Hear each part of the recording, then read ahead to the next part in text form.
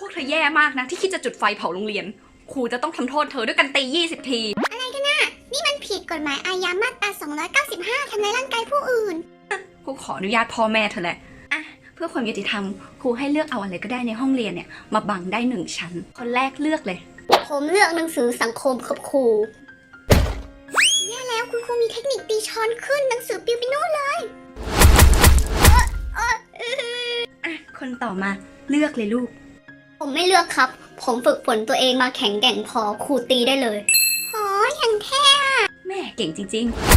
ๆอ่ะครบละสบายครับครูคนต่อมาตาหนูแล้วนะจ๊ะเยตัวดีเอาอะไรบังงั้น